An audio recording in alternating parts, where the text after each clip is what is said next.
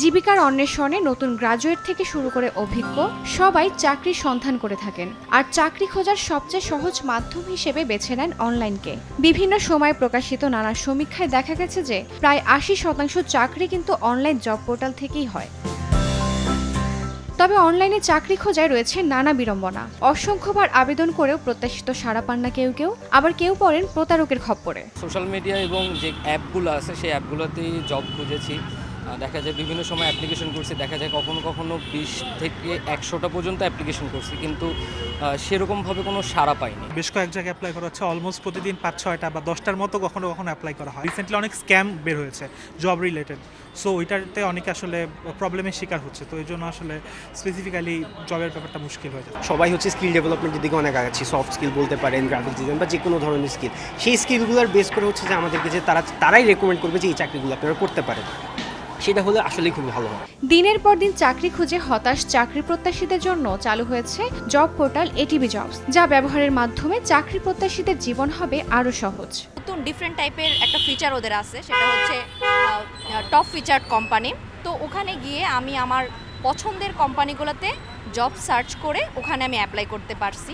তো আলহামদুলিল্লাহ আমি ওখানে অ্যাপ্লাই করার পরে আমার ইন্টারভিউতে কল আসে। অন্যান্য আদার পোর্টাল থেকে এটিভি জবসের পোর্টালটা আমার কাছে অনেক বেশি অ্যাডভান্টেজ মনে হয়েছে, আর অনেক বেশি হচ্ছে সহজ মনে হয়েছে, কারণ ম্যানুয়াল অনেক ইজি, ইউজ করা অনেক ইজি, এবং তারা হচ্ছে নিজেরাই কল দিয়ে অ্যাটলিস্ট আমার প্রেফারেবল জব কোনটা, আমি কোনটা করতে চাই সেটা হচ্ছে আমার সিভির অনুযায়ী হচ্ছে আমাকে তারা সাজেস্ট করছে। জাপানিজ টেকনোলজি ব্যবহার করে তৈরি এই জব পোর্টালে রয়েছে সহজ ব্যবহার বিধি, অত্যাধুনিক ফিচার এবং কার্যকর ফিল্টারিং পদ্ধতি।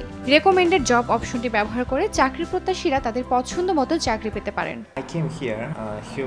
মূলত আমরা একটি অফশোর ডেভেলপমেন্ট কোম্পানি হিসেবে কাজ শুরু করি। জাপানে অনেক আইটি প্রকল্প এবং কাজ আছে, কিন্তু যথেষ্ট পরিমাণে ডেভেলপার এবং সফটওয়্যার ইঞ্জিনিয়ার নেই। সামগ্রিকভাবে আমরা বিশ্বাস করি বাংলাদেশের সম্ভাবনাময় আইটি ইন্ডাস্ট্রি শুধু নয়, একটি বিশাল সংখ্যার হিউম্যান রিসোর্স রয়েছে। সেজন্যই আমি বাংলাদেশে একটি কোম্পানি প্রতিষ্ঠা করতে চেয়েছি। যখন আমি আমার কোম্পানি শুরু করি তখন প্রচুর মেধাবী চাকরি প্রার্থী ছিল, কিন্তু সামগ্রিক নিয়োগ প্রক্রিয়াটি খুব একটা কার্যকর ছিল না। আমি জব পোর্টাল, সোশ্যাল মিডিয়া এবং অন্যান্য সকল মাধ্যম ব্যবহার করে দেখেছি, কিন্তু কোনোভাবে অ্যাকুরেট রিসোর্স আমার রিকোয়ারমেন্টের সাথে ম্যাচ হচ্ছিল না। এরপর আমি বাংলাদেশে কোম্পানি পরিচালনা করা অন্য বিদেশিদের সাথে কথা বলি এবং জানতে পারি তারা সবাই একই চ্যালেঞ্জ ফেস করে। ঠিক এই কারণেই আমি এটিভি জবস প্রতিষ্ঠা করি, যেখানে প্রযুক্তির সাহায্যে মেধাবী চাকরি প্রার্থীরা সঠিক এবং কার্যকর উপায়ে নিয়োগকারীদের সাথে যুক্ত হতে পারে। এছাড়াও আমি বিশ্বাস করি এই ইন্ডাস্ট্রির গ্রোথ সারা দেশে ইতিবাচক প্রভাব ফেলবে।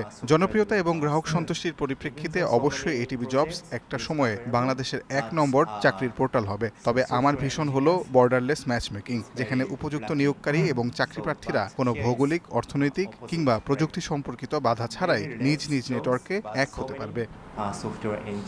বাংলাদেশে যারা চাকরি খুঁজছে এবং যাদের চাকরির প্রয়োজন এবং যাদের মাধ্যমেই দেশের উন্নতি হবে, ঠিক আছে, এই লোকগুলোকে আমরা দেশের যতগুলো কোম্পানি আছে এবং বিদেশে যতগুলো কোম্পানি আছে সেগুলোর সাথে আমরা ম্যাচ মেকিং করে দিতে চাচ্ছি, মানে তাদেরকে আমরা কানেক্ট করে দিতে চাচ্ছি।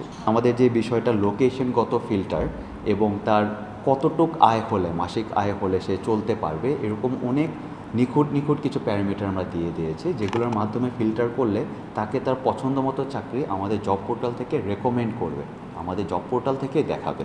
সো এই ক্ষেত্রে আমি বলবো যে এরকম নতুন কিছু বিষয় আমরা নিয়ে এসেছি। সর্বোচ্চ নিরাপত্তা সমৃদ্ধ এই জব পোর্টাল চাকরি প্রত্যাশীদের জন্য খুলে দিচ্ছে সম্ভাবনার নতুন এক দ্বার। জেবা সাজিদা মৌ, সময় সংবাদ, ঢাকা।